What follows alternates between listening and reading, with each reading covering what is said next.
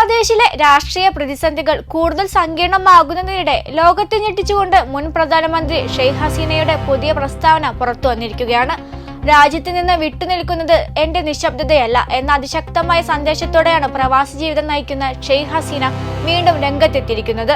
ബംഗ്ലാദേശിൽ ജനാധിപത്യവും നിയമവാഴ്ചയും പുനഃസ്ഥാപിക്കാൻ താൻ ഉടൻ തന്നെ രാജ്യത്തേക്ക് മടങ്ങി വരുമെന്ന അവരുടെ പ്രഖ്യാപനം ദക്ഷിണേഷ്യൻ രാഷ്ട്രീയത്തിൽ പുതിയൊരു കൊടുങ്കാറ്റിന് തുടക്കമിട്ടിരിക്കുകയാണ്. അവാമി ലീഗിന്റെ 77ാം വാർഷികത്തോടനുബന്ധിച്ച് പുറത്തുവിട്ട ലേഖനത്തിലാണ് ഷെയ്ഖ് ഹസീന തന്റെ കടുത്ത നിലപാടുകൾ വ്യക്തമാക്കിയത്.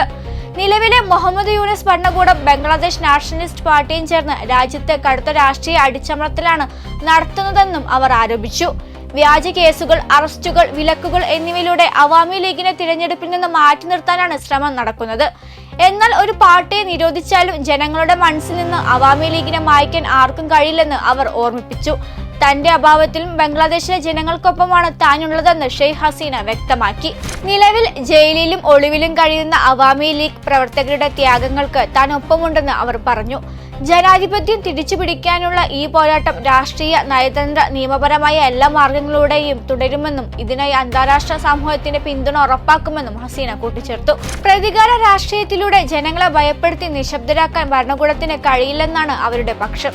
തന്റെ മുൻകാല രാഷ്ട്രീയ പോരാട്ടങ്ങളെ അനുസ്മരിച്ചുകൊണ്ടാണ് ഹസീന തിരിച്ചുവരവിനെ കുറിച്ച് സംസാരിച്ചത്. 1975 പിതാവ് ബംഗബന്ധു ഷെയ്ഖ് മുജീബുർ റഹ്മാനെയും കുടുംബത്തെയും നഷ്ടപ്പെട്ട വ്യക്തിപരമായ ദുരന്തത്തെ അതിജീവിച്ചാണ് 1981 താൻ രാജ്യത്തേക്ക് മടങ്ങിയെത്തിയതെന്ന് അവർ ഓർമ്മിപ്പിച്ചു. അന്നും ഇന്നും ജനങ്ങളുടെ വോട്ടവകാശത്തിനും അന്തസ്സിനും വേണ്ടിയാണ് താൻ നിലകൊണ്ടതെന്നും ജനങ്ങളുടെ ശക്തിയിലൂടെ തന്നെ താൻ ബംഗ്ലാദേശിലേക്ക് വൻ തിരിച്ചുവരവ് നടത്തുമെന്നും അവർ പ്രഖ്യാപിച്ചു. ഷെയ്ഖ് ഹസീനയുടെ ഈ പുതിയ പ്രസ്താവന ബംഗ്ലാദേശിലെ രാഷ്ട്രീയ സാഹചര്യം വീണ്ടും സ്ഫോടനാത്മകമായ ഒരു ഘട്ടത്തിലേക്ക് എത്തിച്ചിരിക്കുകയാണ്.